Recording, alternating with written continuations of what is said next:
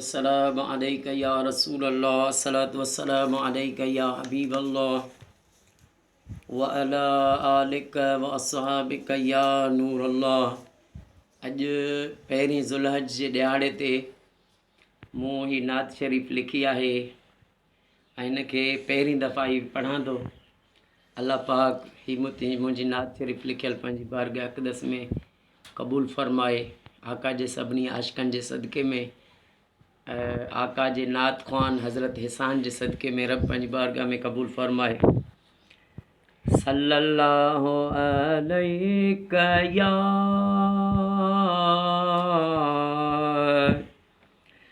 या रसूल अल्लाह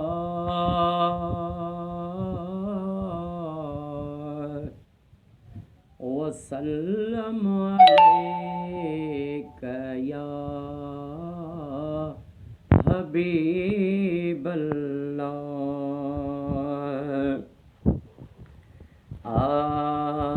दिल जी तमन्ना हिकड़ी,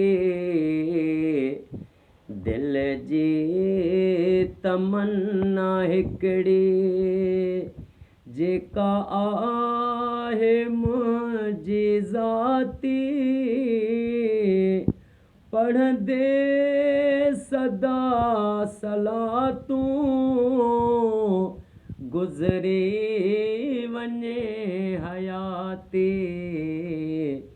दिल जी तमन्ना हिकड़ी, जेका आहे मुंहिंजी ज़ाती, पढ़ंदे सदा सलातूं गुज़री वञे हयाती। दिल जी तमन्ना हिकड़ी। दुनिया जी ज़िंदगीअ ते आहे एतबार कहिड़ो, दुनिया जी ज़िंदगीअ ते आहे एतबार कहिड़ो, जहिड़ो आयो वाहितड़े हितां वेंदो तहिड़ो, जंहिं कई आका सां मोहबत, जंहिं कई आका सां मोहबत, तंहिं इज़त आपाती। दिल जी तमन्ना हिकड़ी, जेका आहे मुंहिंजी ज़ाती, पढ़ंदे सदा सलातूं गुज़रे वञे हयाती। दिल जी तमन्ना हिकड़ी।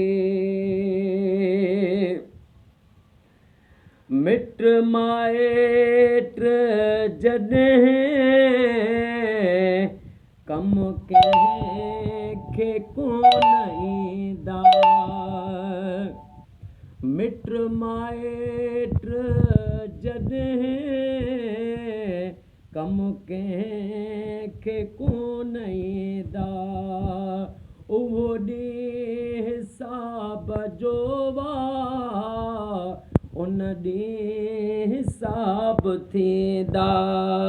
अणतोरो अघिजी वेंदो, अणतोरो अघिजी वेंदो, जंहिं लऊं पुनल सां लाती। दिल जी तमन्ना हिकड़ी, दिल जी तमन्ना हिकड़ी, जेका आहे मुंहिंजी ज़ाती, पढ़ंदे सदा सलातूं गुज़री वञे हयाती। दिल जी तमन्ना हिकड़ी। बच्चा साहो जान खां वध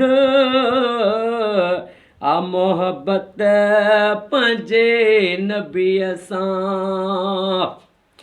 बच्चा साहो जान खां वध आ मोहब्बत पंहिंजे नबीअ सां। कोड़े हुजनि हयातियूं तबे कुर्बान कयां नबीअ तां। सलातूं पढ़ी साईंअ ते, सलवातूं पढ़ी साईंअ ते, सलीम ख़ुशी मूं पाती।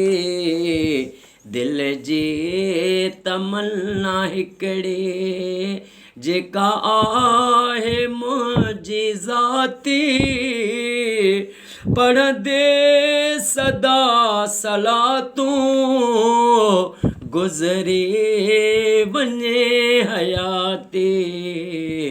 दिल जी तमन्ना हिकिड़ी।